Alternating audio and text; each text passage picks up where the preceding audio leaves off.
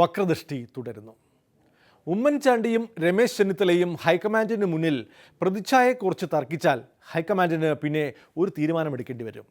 കാരണം പ്രതിച്ഛായ മങ്ങാത്ത ഒരു നേതാവ് അവരുടെ മുന്നിലുണ്ട്. കോൺഗ്രസിന് ഒരു ദേശീയ മാതൃകയാണ് സുധീരൻ എന്നാണ് കോൺഗ്രസ്സുകാരായ NGOമാർ പറയുന്നത്.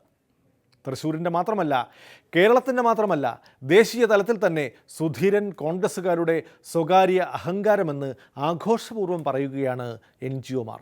സ്വാഗത പ്രസംഗത്തിൽ KPCC പ്രസിഡന്റിനെ കുറിച്ച് പറഞ്ഞത് തൃശ്ശൂർ ജില്ലയുടെ സ്വകാര്യ അഹങ്കാരം എന്നാണ്. ഞാൻ അതിൽ ഭേദഗതി വരുത്തുന്നു.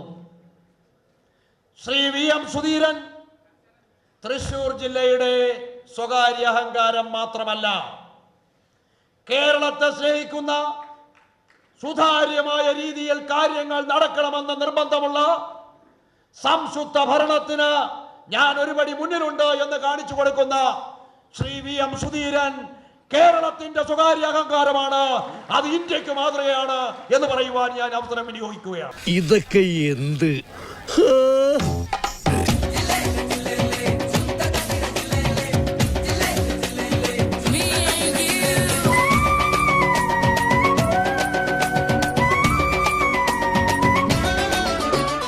അന്നക്കിളി നീ എന്നിലെ വർണ്ണക്കനവേറി വന്നു,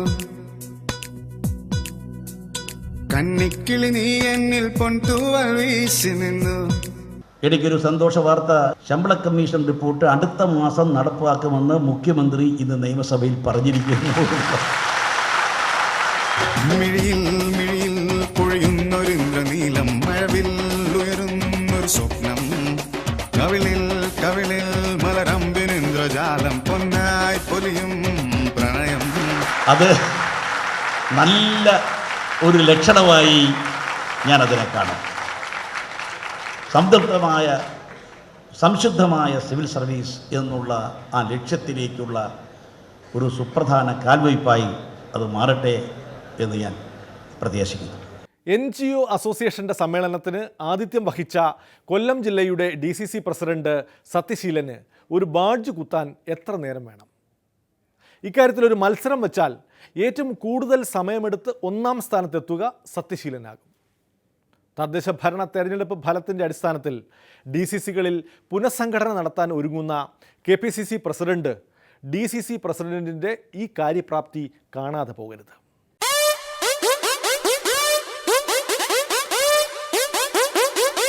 മനുഷ്യന്മാരെ പറ്റിക്കണേ ഇപ്പൊ തരാ. ഇതുപോലെ ഞാൻ എന്നും ചെയ്യണതാ.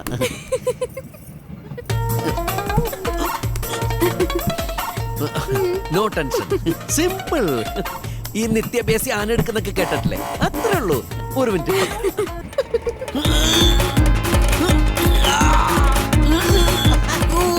എന്താ ഇന്ന് വല്ലതും നടക്കുവോ? പറ്റില്ലേ ബലം പിടിക്കണ്ട, വിട്ടുകളഞ്ഞേക്ക്, അല്ലെങ്കിൽ ഇവിടെ വല്ലതും പോകും. ഇപ്പൊ ശരിയാക്കി തരാം.